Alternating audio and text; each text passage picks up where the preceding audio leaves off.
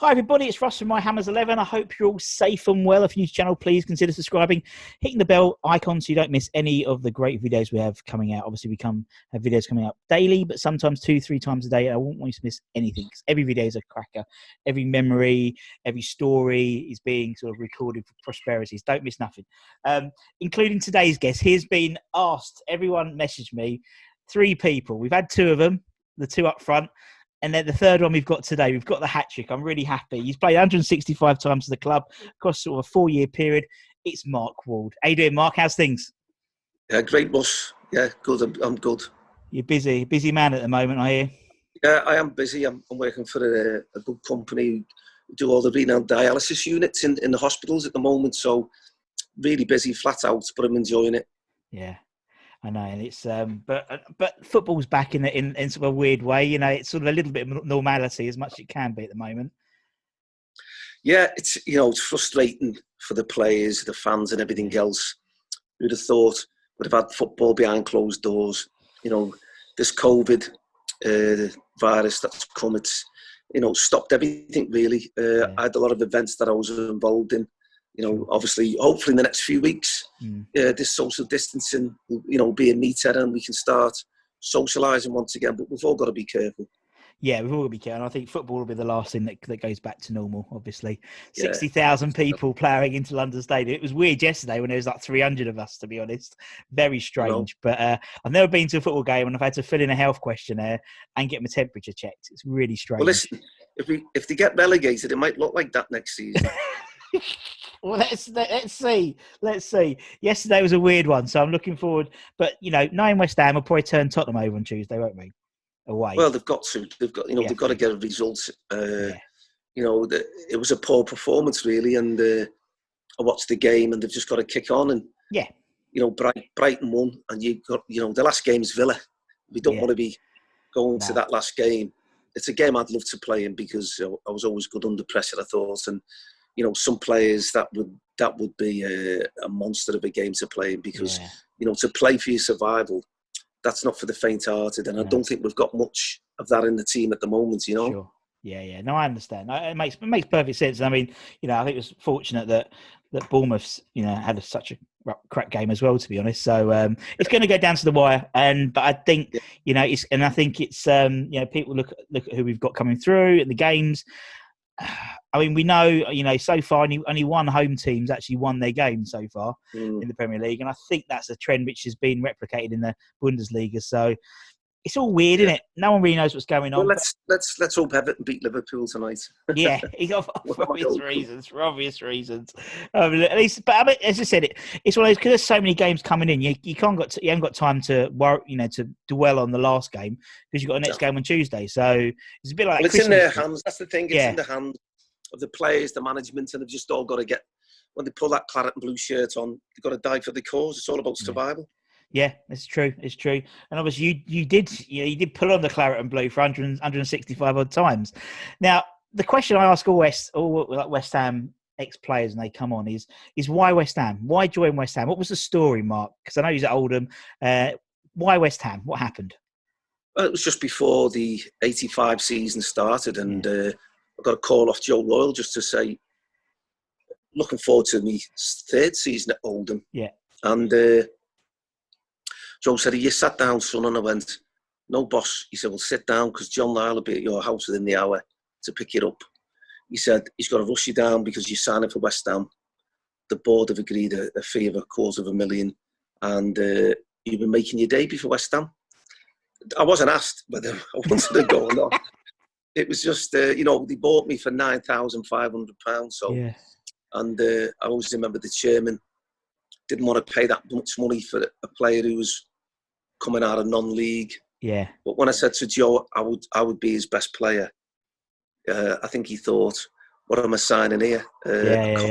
Cocky little scouser, but he gave me the opportunity to get back into full-time football, and I never let him down because I never missed a game for him, and it was a really good financial sort of business for him, really, when you think about the amounts of money that was made.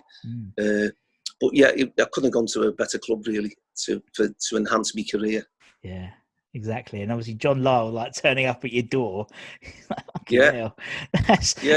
It's incredible. It wouldn't happen now, like. No. But John was with Eddie Bailey, and straight away, my ex-wife Jane was crying because he didn't want to leave Liverpool. He took control of the situation. First impressions, John Lyle, what a man. He just stopped her from crying. Told me to put the kettle on. I'd only just met him. Put the kettle on. I've given the kid £1 in the street to mind my car.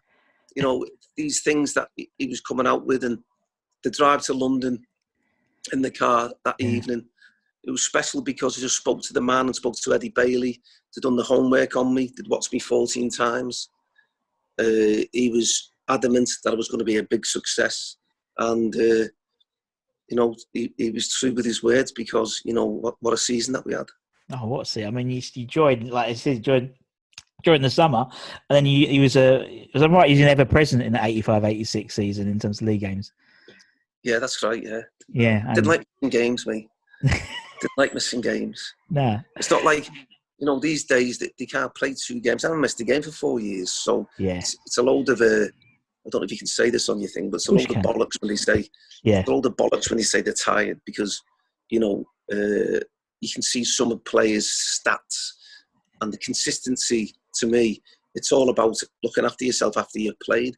And if you're resting between games, you know, during the end of that season, because we never played for 6 weeks, we had a glut of the moaning now about how many games they're playing. But you have a look at how many games we played at the end of that season. We kept on winning, and that's the difference. And it was on pitches that were like dust bowls, and in the winter it was like a bog. So, you know, someone asked Billy Bonds the question about would the players in his day and age, is West Ham 11 be able to play now? Of course they would. Yeah. It's the players now that would struggle to play in our day. I honestly believe that. And I said to Tony Gale before, I said, our side would beat the current side now, and we're all nearly 60. Yeah. Well, and we're all nearly 60 years of age. So, that's not me being arrogant. That's the generations of, it's a few years ago, but our side would beat this team now easily. Well, that's the thing, as well as the skill, you just had the togetherness, and it's still now, isn't it? Even more, you know. Obviously, we still. I mean, when I interviewed TC, there was something like 17 club records that your 85-86 team still has today in terms of individually. You know, if you compare the two teams, it's just quite unfair, really, because we were a very, very good side to come that close to winning. You know, the top honour. You know, went to the last game of the season. So, you know, player for player, you wouldn't swap many. And you wouldn't take any, I don't think. But it was the togetherness of the side. Yes. You know, the social, you know, going out and doing things together. That gave us a bond. And we bonded very quickly. Only the 2 signings that season John actually brought to the club was me and Frank. And, you know, what a successful signings they were. Yeah. And I think that's what's wrong now, Russ. To be honest, West Ham are in the position they are now because of the players that they brought in. They're just not good enough. They're just not good enough. And, you know, they've had time to prove themselves. And, you know, who's in charge of the pot of money to spend? To me, they've been very, very disappointing signings. Yeah, but I think, and you say that togetherness. I think that's indicative of all footballers, like modern football. You don't get that together. I mean, obviously, when I was speaking to guys, it's yourselves and Frank and TC, and a little bit sort of later in terms of Bish and people like that. There's hundreds of stories they tell about your nights out and drinking and training and laughs, and you don't get that in football nowadays. You know, it's almost uber professional now, isn't it? It's like. It just seems there's not that, and I think that's what's lacking, particularly now. It would be interesting. God forbid it happened. It would have been interesting to see how footballers reacted to what's happening now if it was in your era, so to speak. Because I think it would be very different. I think you'd see. I don't think we're wearing masks. No, listen, you will. They've been wearing gloves. They've been wearing gloves and tights and all that for years. Yeah. You know, I played for Everton Football Club. You couldn't wear tracksuit bottoms in the winter. Now, he said, you're not going to get cold. Listen, if you're cold, run around and then you won't get cold. So the influx of all the foreigners is brought some great things to this game. But as regards togetherness and all that, I think it's distant.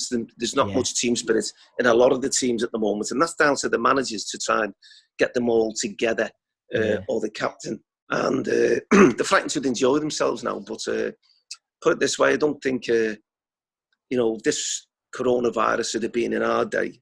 I think me and Frank would have still got out and had a bevy. Somehow. You'd have found some way, wouldn't it? Some way, some social distancing, like greenhouse thing or whatever. You'd have got it in. You'd have got it in. And that's the thing. I think that's the difference. It just seems that I think with the football, I mean, you're right. I think with nowadays, you don't get loyalty in respect of where you get, I mean, when I interviewed Tony Gale, I mean, every year Tony Gale was at West Ham was a testimonial year for someone. And the fact that you don't, someone like Mark Noble is a really rare commodity in football, having stayed at a club for more than, I mean, managers don't even stay more than 2-3 seasons, let alone players. And that's why you don't get that togetherness, because you're not together. You obviously, the guys in your 85-86 season, 5 of them played in the FA Cup in 1980. And what's happened is, it doesn't happen anymore now. And I think that's why you get together. It doesn't happen anymore, and it's a shame, really. But that's the side of football. It's the money in it. It's gone that way because players with their agents, they're not loyal. And to be honest, it's a cutthroat game, and they just want to move on, make a few quid, stay 2 or 3 seasons. And like you're right, in 85, 80, I went to a testimonial do every year from Phil Parkes, Devonshire, Ray Stewart, Alvin Martin. I can name them all, but it was a great for the players, and they deserve that. Testimonial game, because 10 years at a club's a long time, and West Ham seems to have that, and that's how you do breed team spirit. When if you've been playing with each other for a few years, and you can get that team spirit. Yeah, no, exactly. And as you said, there's new people. So it's like you and Frank came in, you just sort of slotted into the culture, so to speak. There was a culture established already there, because you had the veteran players already in there, so it's a lot easier to get up and running. It seems nowadays you get a whole raft of new players come through every season, it seems, and the culture changes of a team because the manager leaves, and that's endemic of football in general. And you're right, it's money, isn't it? It's money that sort of ruined that sort of sense of. Of course, you see great players. We've seen some fantastic players over the last, the Canios and the Payets. But I mean, Payet was only around for a season and a half and buggered off. But it's just natural. A lot of them have used West Ham as a platform to, wouldn't say to get to better clubs, but with Payet, what a player. But the way he treats the club and the fans is disgusting. And that man, he could have left the club as an icon, but because of his.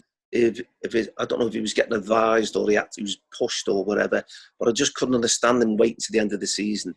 And the fans would have accepted that, and his fellow players. He just jumped ship, and sometimes these foreigners, and I can say that because the only foreigners in our team were the Jocks years ago. But some of these foreigners are there just to take the money and try and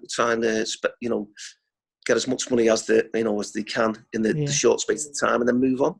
Yeah, no, that makes sense. It does make sense. But regardless of that obviously, your 4 years roughly at West Ham was an amazing period, because obviously you had the highs of 85, 86. Obviously, didn't work out so well towards the end of that period. But that 85-6 season was an iconic season, and a great season to get that start at the club, and then have that season. What was it like being in that team? It seemed to be like a machine, particularly when you're up and right. As you said, you were towards the end, you were just all these games and you were still winning. It must have been like, you must have felt not invincible, but you must have. Yeah, we did. To be honest, it's the only team I played in.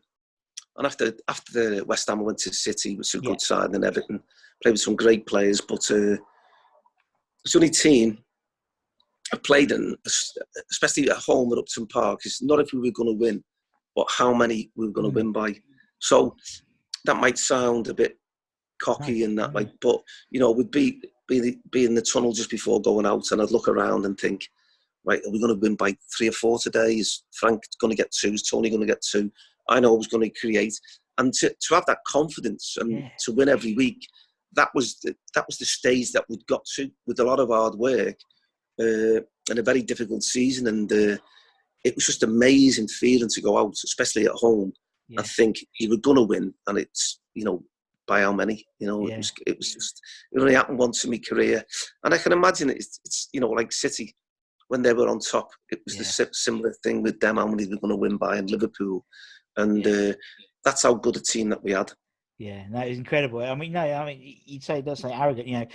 When I was interviewing Mackie, he was basically saying him and Tony would have bets who would score the best goal that game. Yeah, the best goal, not how many goals, the best goal. The best goal, exactly. So it's not like we're going to score, but I'm going to score a better goal than you, which is absolutely incredible confidence. But as you said, it's like you were winning. They never put me into that equation because I never scored many, but I was always making the goals. He was always making the goals. We had Pikey on, and he said the story about the Man United. Was it Man United goal? The header. I miss hit the corner. But what a header! Right in the top corner. And him, but you and him sort of collaborating. Yeah, we do it in training. It's part of bollocks. It's like love it, absolutely love it. It's brilliant. Mark, so basically, as I said, the whole idea of the channel is we're talking about memories and sort of experiences, but also we do this 11. So we get fans to pick their 11, and unsurprisingly, you've appeared in quite a few fans' 11s, you know, and it's based on sort of, you know, they have to be alive to have seen them play and things like that. So it's not like, you know, otherwise everyone would put like Bobby Moore and stuff. So obviously it's a generation thing. So obviously we've had, you know, Macca and TC and Gay. Obviously Gailey picked himself as captain and manager and penalty taker, free kick taker, and physio as well. He was doing it all. Yeah. Bless him. So, you know, obviously it would be good to sort of get your handle. Now I could probably imagine your team if you was picking an 11, but you know, based on all the stories that obviously I've heard, you know, maybe we could do something a bit different. What do you think? Maybe around sort of, I don't know, the party animal 11. What do you think? Oh, that would be some team. That would be some team. Is it just West Ham that you want? Well, it's just ideally just West Ham. If there's anyone else you want to just whack in as a ringer, I'm more than happy to do that. Definitely, Phil Parks could have a drink. The big man could drink. And, we'll put the big man. We'll put the big man in. Yeah, and what a goalkeeper! You know what? The team that I picked were all great footballers as well, in a way where they'd probably be in my best 11. But you know, my West Ham best 11 is the 1986 side. Yeah, exactly. It's Parksy, Ray Stewart, Alvin Gailey. I'm putting Dixie in at left back to play with Julian afterwards, and I think, you know, I've always said this is a massive accolade for Julian, in a way where if he'd have been in our team that season, it's not as if we'd have won the league, but how many points would have won it by. Really. That one player would have made all the difference. Yeah. And that's not just because of his defensive qualities, but he would have scored a few goals. Yeah. Which he did. He always chipped in, didn't he? Yeah. And then I'd have gone with Devonshire, myself, both on the wings, Dicko, Pikey, or I always get mixed up here. I've got to put Billy Bonds in there, so I might have to put Bonzo in with Alan Dickens, and then I've got Frank and Tony up front. Yeah, but the drinking, you know, we could all have a drink. We all had our Christmas nights out, but the captain would have to be Frank.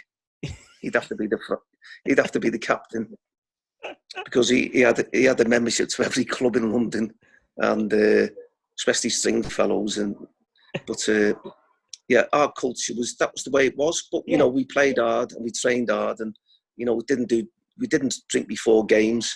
We were all professional enough. We drank at the right times. Yeah, no, exactly. And I know when you went to City, obviously Bish and Trev came over, and when I was interviewing Bish, Matt, when I was interviewing Alvin Martin, actually, he said when he talked to Bish, talk about his love of polos.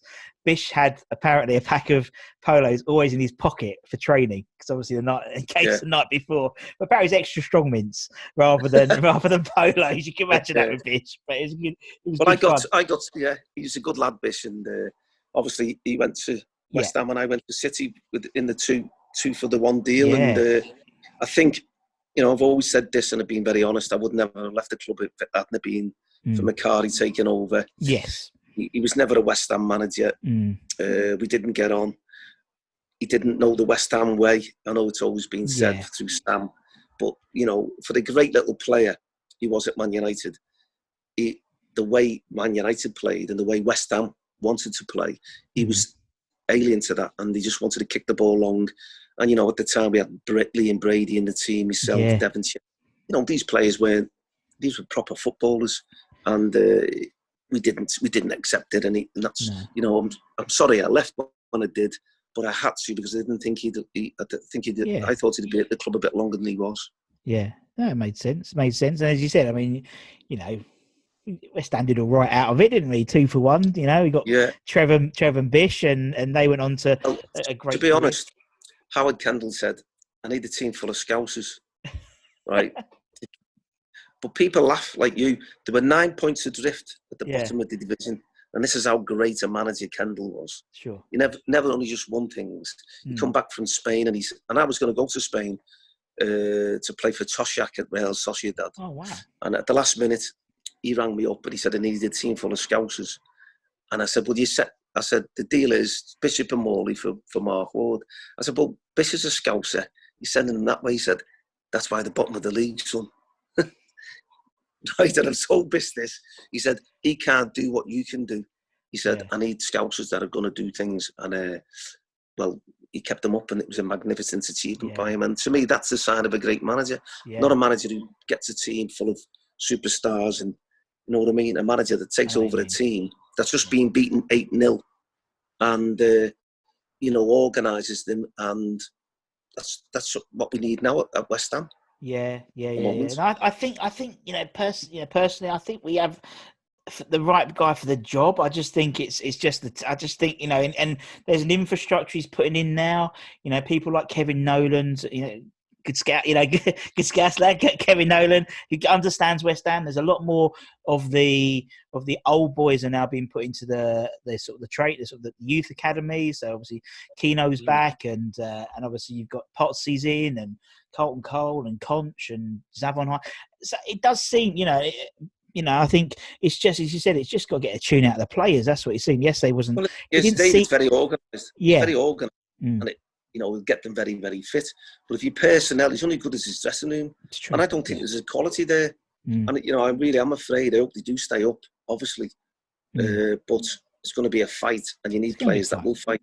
Yeah, and I think, I mean, obviously, we've got Tottenham and Chelsea coming up, and I think there's, we know West Ham, Mark, West Ham, and Tottenham, doesn't matter if they're home or away, West Ham turn up, and I hope they do. But it always does. It always, and also, being away, being at White Hart Lane, empty. I mean, it is a strange. I mean, yesterday was strange. It was a strange atmosphere. And I've done the under-23 games there when there's like 200 fans, but there was no fans, and it is strange. And I think you're right. It is about the whole thing's about mentality. I think it's about togetherness, but about mentality. And as you said, it's how players respond to it. Some players feed off the crowd, don't they? And it's like you can feel when, and I think some players don't. And sometimes, Upton Park was a fantastic arena to play football in, an iconic place, to be honest. And I think people didn't realise how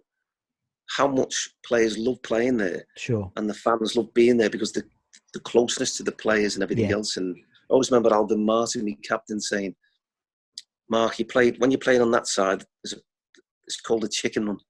I said, "The chicken run?" And he said, "Yeah." He said, "They'll either make you or break you." Yeah. He said, "And you've got to give 100%. He said, "Because they broke some players' hearts." He said, they will suss players out straight away. He said, "And you'll hear everything they say." And fortunately, I wasn't a player that could just float around. I had to give me 100%, and that was the type of player I was. And they were fantastic with me. And so we're talking, you're inches away from the fans, and now there's no one there, and it must be difficult for the players. But it's the same for both teams, and it's the ones who are strong mentally, and go out there and carry the orders out by the manager, and it's just a fight now. Yeah, it is. I mean, speaking of being on the chicken one, back at Upton Park days, I imagine you end up getting to know quite a lot of the fans as long because they're season ticket holders, and you know, for those 4 years, you probably all right, Bob. You know, you probably saw them quite a lot, and they gave you as you said, they give you as good as you get, don't they? And obviously the type of character you are, quite a fiery winger. You know, the chicken run always responded well to you. You know, and it must be. Oh, it was fantastic. Yeah. I used to take the corners on one side, and you know, the run up to the ball is you only have like one pace back, and then you'd have to practice at kicking the ball, you know, into the areas that we wanted to. So, but that's how tight the ground was, and that gave it the atmosphere. And you know, it'd be fantastic now. West Ham, we're still back there, you know, hoping to survive. But you know, like you said, the lads have just got to take it on the chin and just get out there and do what's best for the club. Yeah, it is. You're right. You're right, and it's. I mean, I think you're going to get some weird results coming up in the first few weeks, and I actually think throughout the rest of the season, because I just think no one knows how players are going to react to sort of the emptiness, and it's just strange. The whole thing's strange, you know. Even from our side, from like a product, you know, I'm sitting there and we're putting videos up, and I'm like, who the fuck's going to watch this? Why put this video up? Who the fuck's going to watch it? You know, so it's like it's really weird to try and get your head around it. But as you said, it's, you know, as I said, I reckon your guys would have had a good old go at it. You know, you'd make sure you'd have exploited social distancing to the millimetre to make sure you could get a good drink. That was the And what were your Christmas parties like? It must have been awesome. As you said, Frank had memberships everywhere. They must have been legendary. Well, yeah, it was always down the Phoenix Apollo in Stratford, and the lads there, Gilly and Panny, they'd look after us. And even in them days, you wanted to go places where you felt comfortable and looked after. You know, I'm glad there was no phones around, no cameras on when we were out and about, me and Frank. So. You know, we behaved ourselves in a way, but drinking was a part of the culture as long as it didn't stop you playing. And you know, that season, you couldn't have asked for any more from the players. You know, we just run out of games, and you know, I think we beat Chelsea 4-0 away. I think it was then around about the February time, and you know, it was Liverpool, Everton, and United at the top with us.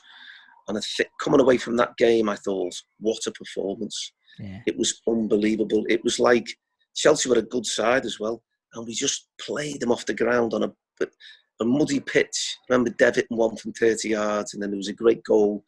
George Paris linked up in midfield, went on a run and totally scored. Then Frank got a couple, I think.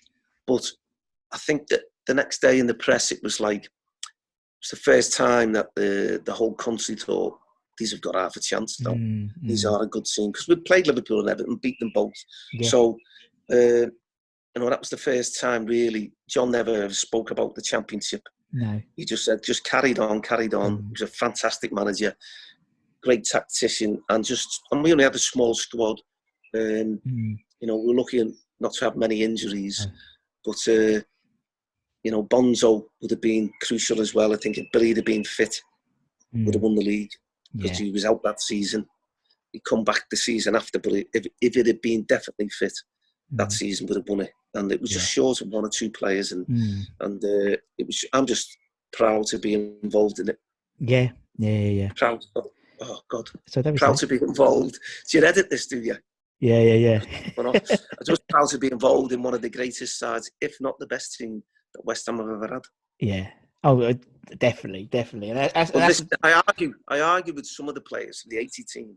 I said, listen, you can't even come to the table and say that your side were better than us. You were a second division team. You won the cup, right? You won the cup. Luckily, won the cup. It was a great achievement. But you didn't do what we did week in, week out against one of the best sides ever in Europe. Liverpool Football Club pushed them all away. So don't let anyone tell you any different. Oh, Mark, you do make me laugh. No, you're right, and I think it is. You're right. I mean, that was a great achievement, as you said. But you're right. Second division team. Yeah, it's like half a dozen game. You know, I don't know how many to win to get to the FA Cup final. That was a great achievement. But you said it went across the whole season for you guys, and as you said, it was so near so far. And you know, unfortunately, would it beat that 80 team about 4-0? Well, Joey's half of them played in the 85-86 team as well. So 5 of them, 6 of them, exactly. So what's going to happen? But oh, brilliant. You know, I mean, we touched on the, as I said, we're touching the drinking side, and I think that's what the fans like to hear, because it's the stories.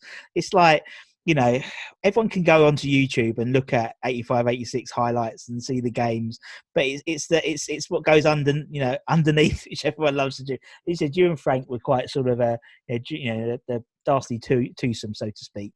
But that whole dressing room, it just seems everyone. You mean you had Gailey, you had all like it must have been a riot in that dressing room, particularly trading. Yeah, the banter in the dressing room, I Yeah. missed that. Yeah. You know, I work now with the lads at Capital Water, and we have good banter. When you've been in a dressing room for years, you learn to be good at it. Yeah. So you've got to give and take. I can imagine now, if Gailey went in the dressing room now and started ripping a stripe off some of the players, they wouldn't know how to take him, I was like that. Yeah. And but what a funny man. Reggie's name was after Reggie Cray. Yeah. And I thought, like, oh, he must be dead hard. But it wasn't. He was that brutal with his tongue. Yeah. And he just take the piss out of everybody in a nice sort of way, not a very personal way.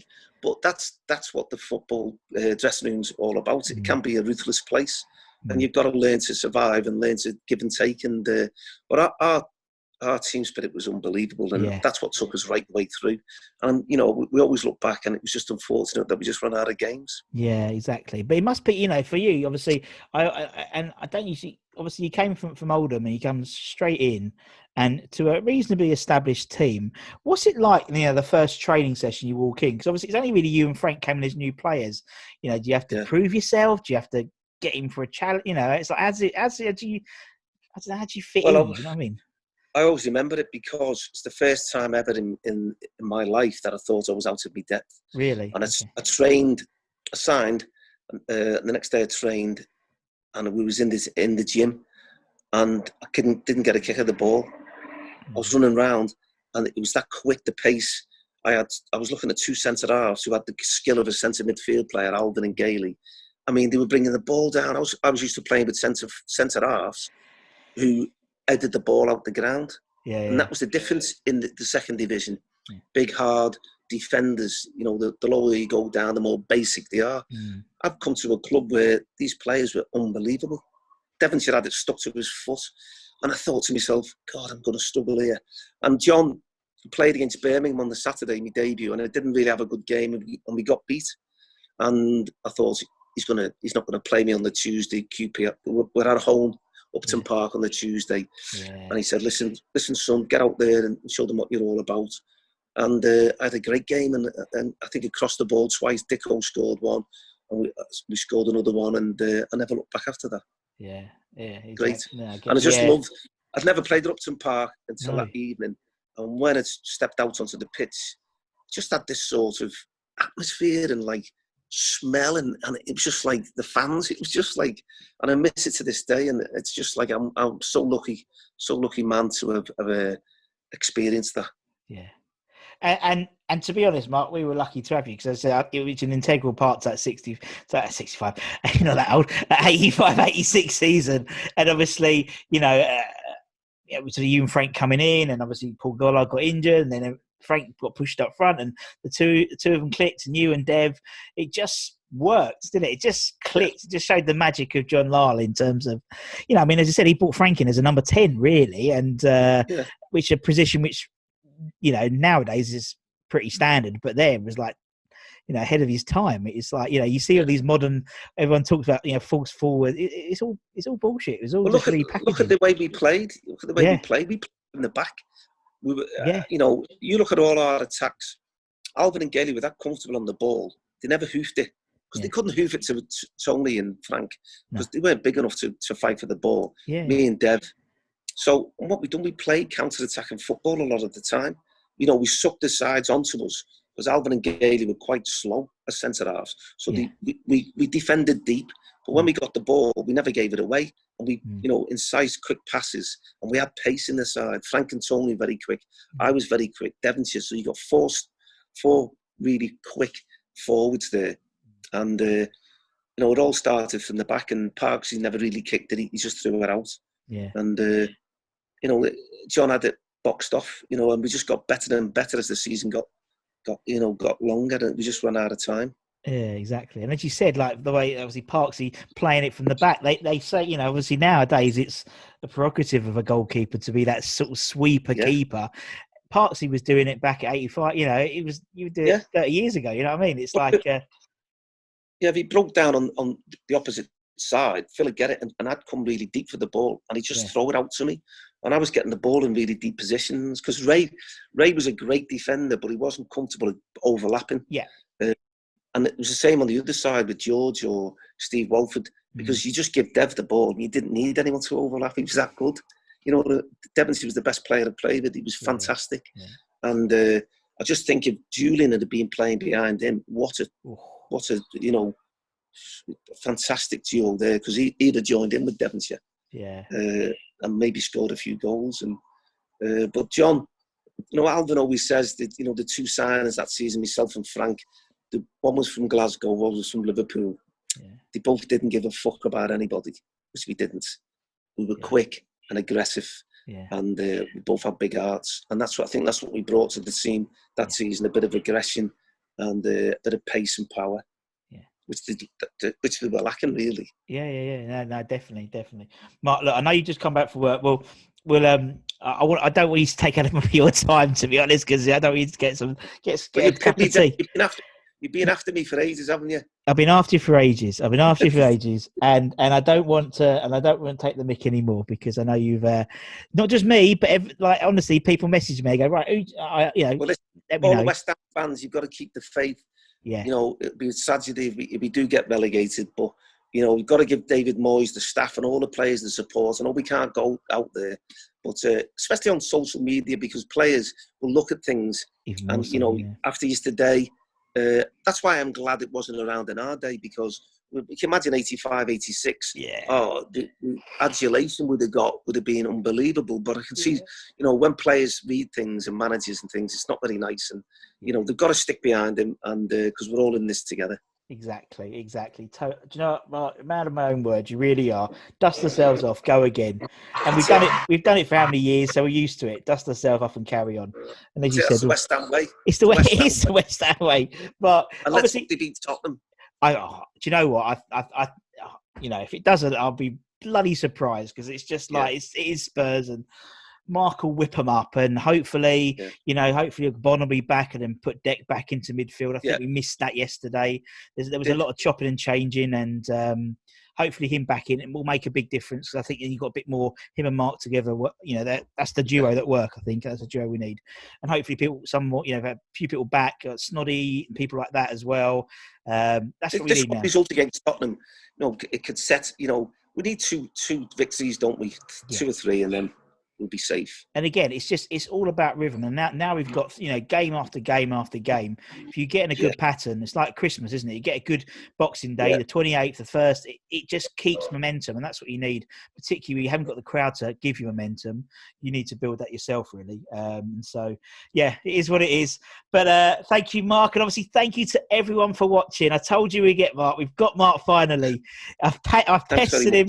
Absolutely pestered him. But obviously, thank you so much, Mark. And thank you, everyone. You know what to do. Like, share, subscribe. Until next time, everybody, take care from me and Mark. Stay safe, everyone. Cheers. Bye-bye.